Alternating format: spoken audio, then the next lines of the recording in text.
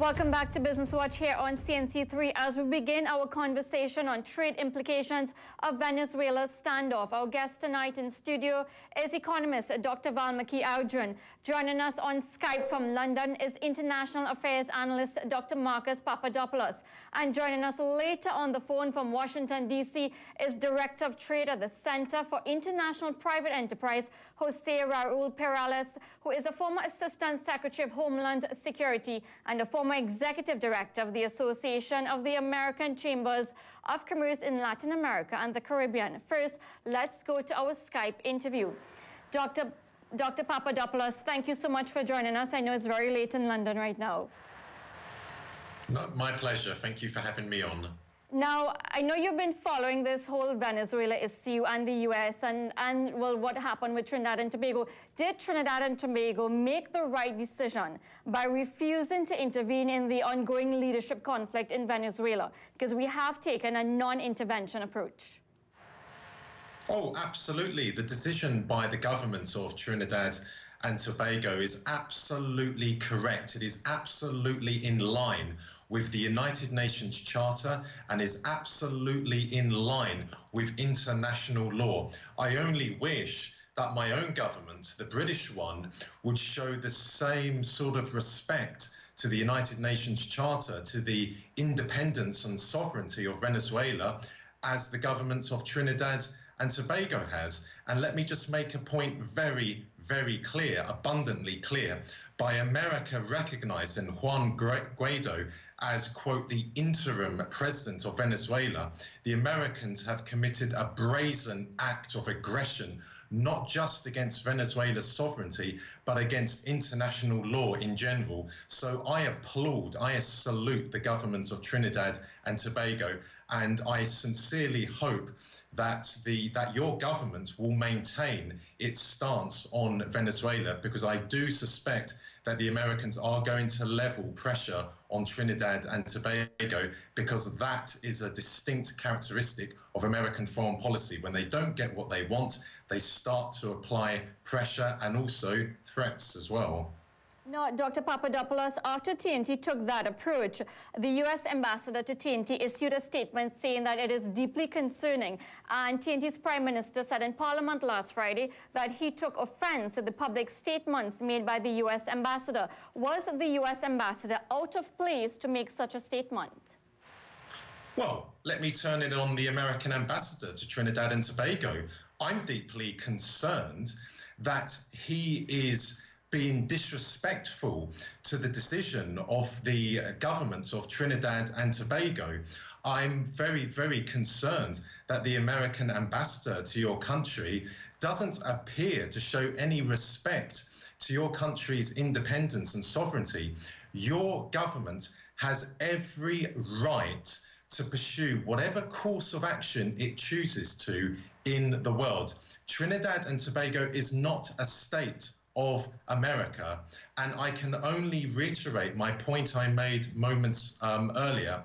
Trinidad and Tobago, by continuing to recognize Nicolas Maduro as the legitimate president of Venezuela, that he is in line, in tune with the United Nations Charter. Conversely, the Americans and my own government, the British one, are acting against the United Nations Charter. So I salute Trinidad and Tobago. No, Dr. Papadopoulos, before I ask you to go on, I want to get our in-studio guests to respond to what you said about the whole situation. And if we have a local economist here, Dr. Valmiki Arjun. Now, Dr. Arjun, do you agree with the points made by Dr. Papadopoulos? Well, to some extent, I do agree in that, yes, we are an independent sovereign nation. And of course, we are entitled to make our own decision. I think right now, the position of non-intervention is of course, the correct decision to make. We are a very small hydrocarbon-based economy. We don't have an economic muscle to flex that as the size of the United States and even Venezuela. The other players are involved. So what we also have to remember is that last week in Parliament, Dr. Rowley, the Prime Minister, did suggest some degree of support for Nicolas Maduro. Now, given the response of the United States ambassador, from an economic standpoint, what you could find happening is that investors and foreign firms alike with a vested interest in Trinidad and Tobago, especially those that are more US-based and taking the perspective of the United States on this. Just like the ambassador indicated, they could be looking on with a degree of concern as well. Remember, we have a crisis of confidence here in Trinidad and Tobago. So I think going forward, what we've got to do is be very, very careful of the position that we take and the stance that we take as well with respect to the ongoing crisis in Venezuela. We don't want the global community to have a misconception, on the other hand, that we're a country that is supporting Maduro's brand of socialist rule, which involves a worsening humanitarian crisis and earning ill-gotten funds just to keep the support of the militia on his side, among a host of other unscrupulous activities like mining activities, etc. Right. Now, we heard from Dr. Papadopoulos saying that he didn't agree with the statement made by the U.S. ambassador. Dr. Arjun, do you agree with that statement? Was the U.S. ambassador out of line to issue such a statement? Well, I think as a diplomat representing the United States of America, I think he has a position. he has a position, and it should have, in my view, it should have been made to the government of Trinidad and Tobago first and foremost, perhaps behind closed doors, rather than it being out in the open there. Because what we have to remember, not just the ambassador, but what the government and all players involved, is that when things hit the public, they start to immediately affect the investor confidence in Trinidad and Tobago. Now, the ambassador, his statements would reflect the views by extension of the United States. Now, what we don't want to find ourselves happening in the future, remember, we have strong trade linkages and strong financial linkages with the United States as well, and by extension, many other countries in the global community. We don't want to find ourselves, and we can't afford to find ourselves with these trade linkages and financial linkages being jeopardized. So what I would say again going forward is that we need to be very, very careful about the position that we take and the comments and the statements that we make going forward, because that could affect our trade linkages. We're a very small open economy. So given the current state of the nature of the United States political regime, there's nothing to stop them from implementing certain restrictions to trade in Trinidad and Tobago. Trinidad and the U.S. is basically our largest trading partner. We imported over $91 billion worth of goods from the U.S. over the last 5 years and exported over roughly $164 billion worth of goods. Now, Dr. Papadopoulos, the U.S. has a reputation of imposing sanctions on countries that don't adhere to their policies. If we were to use Iran, for instance, there are sanctions on Iran, and now it has warned the European Union against doing business with Iran and threatened to impose economic penalties, saying that the choice is for the EU to do business with Iran or the US. It has been threatening Cuba with sanctions since that country is supporting the Maduro government. Now, it has now imposed sanctions on Venezuela's state-owned company, PDVSA. TNT is supposed to be signing a gas sales agreement with PDVSA. And on Tuesday, Dr. Papadopoulos, our government said it is seeking advice on whether that deal can be impacted by the U.S. sanctions. Do you think that it will be impacted? And will the U.S. maybe give us an ultimatum like it has done with other countries? Well, I appreciate the geographical position of Trinidad and Tobago. Trinidad and Tobago does fall within America's orbit or America's backyard. So that does leave you in a somewhat awkward position, in a very delicate position. Nonetheless, if there is going to be an impact on your country, a spillover from what is happening in Venezuela, well, that is not Venezuela's fault. That is the fault of the Americans. Just because the Americans do not favor the political system in Venezuela, just because the Americans do not favor the countries in the world that Venezuela has close relations with, is absolutely immaterial. And I am aware that Trinidad and Tobago has a very stable relationship with with Venezuela, that both countries have a very strong economic relationship in the energy sphere. And yes, that could be threatened, but I can only repeat what I have just said. That relationship between Venezuela and Trinidad and Tobago, political, bilateral and economic, could be threatened because of this brazen act of aggression by America against Venezuela. And I won't tolerate anyone telling me that America's actions over Venezuela is because America is the leader of the free world. What absolute drivel. Do the Gulf dictatorships qualify as being members of the free world? If America cared so much about democracy and human rights, then why doesn't it act against the Gulf dictatorships? And the problems that Venezuela is experiencing, yes, some of them are down to mistakes by the Venezuelan government, but then all governments in the world make mistakes. But the real pain and suffering is being caused by those illegal American sanctions. And I don't hear in Washington Donald Trump or Mike Pompeo or John Bolton talking about the millions of people in Yemen who are starving because of the aggressive war that Saudi Arabia has been waging against that country since 2015. So if America really was sincere about coming to the aid of people in the world who are suffering, then why don't they tell Saudi Arabia, one of their closest friends in the world, to stop that appalling war against the people of Yemen? Dr. Papadopoulos, what is the impact, what do you see being the impact of the sanctions imposed by the U.S. on Venezuela's state-owned oil company?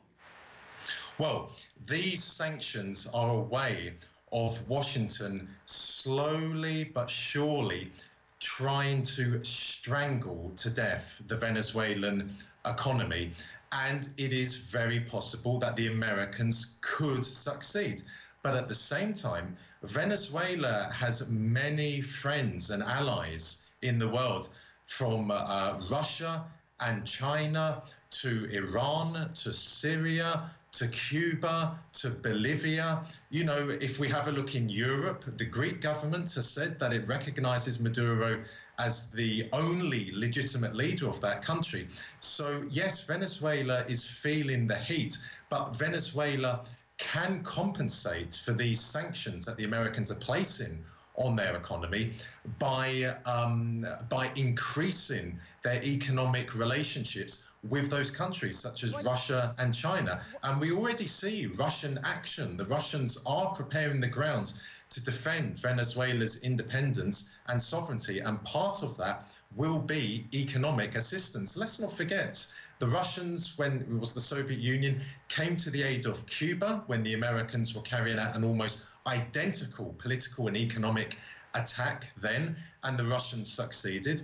And I do believe that the Russians have a very strong possibility of defending Venezuela against another act of American aggression. Dr. Papadopoulos, before we wrap up tonight's interview, what do you think the U.S. might be, at what lengths do you think the U.S. might go to get us to side with the Maduro government, with the Guaido side? Well, I believe that probably as we speak now, American officials are talking privately and very candidly with representatives of your government, telling them that they are disgusted they're disgusted with the stance of Trinidad and Tobago regarding Venezuela, and that Trinidad's stance on Venezuela could be detrimental to relations, economic relations between America and Trinidad. Now, as I said just now, I do appreciate Trinidad and Tobago is in a very delicate situation. So much of your trade, as you pointed out, is with America. But nonetheless, this is an opportunity to demonstrate to yourselves and to your neighbors and to the world that you are an independent, sovereign country. You don't threaten Venezuela. You don't threaten America. Your government has taken the decision that Nicolas Maduro is the legitimate president, and you really need to stand up to that and maintain that stance, because otherwise, if you give in to the Americans now, the hold that they will have over yourselves will just increase and increase. Dr. Arjun, just to get you to weigh in on this, do you see this gas deal with Venezuela being affected? I certainly do see this gas deal with Venezuela being affected, and we should not pin our hopes on achieving any sort of gas from the Dragon field, at the very least in the medium term. I mean, there are several ways this can pan out. Remember, Nicolas Maduro is not the type of individual to give up power so easily, and the humanitarian crisis in Venezuela is likely to continue to escalate in the future, even though I seriously hope that I'm wrong here. Now, if that were to happen, then it does mean that any sort of business dealings that we have for the Dragon gas could be put on hold. In addition to that, if there does in fact come a situation where there is a Guaido-led regime in the future, then what's going to happen, what could very well happen is possible that they may not decide to uphold any deals that was made with Nicolas Maduro in the past. I mean, some time back, Mr. Valeros, who was known as an opposition lawmaker in Venezuela, did indicate that they need opposition support for this deal to go on. Right. Without the opposition support, it could very well not happen. And then you have to think about the implications on Shell. With these sanctions imposed by the United States, and if it does get even more serious in the future, there's a possibility that Shell may decide to take a step back and not follow through on financing and building the pipeline to provide us with Dragon gas. Okay, so Dr. Arjun, we do have to take a break right now. And Dr. Papadopoulos, thank you very much for taking the time to join us on set to discuss this whole Venezuela issue. My pleasure. Thank you. And when we now take a break, when we come back, we will talk on the phone from Washington, D.C., Director of Trade at the Center for International Private Enterprise, Jose Raul Perales. Business Watch will be right back.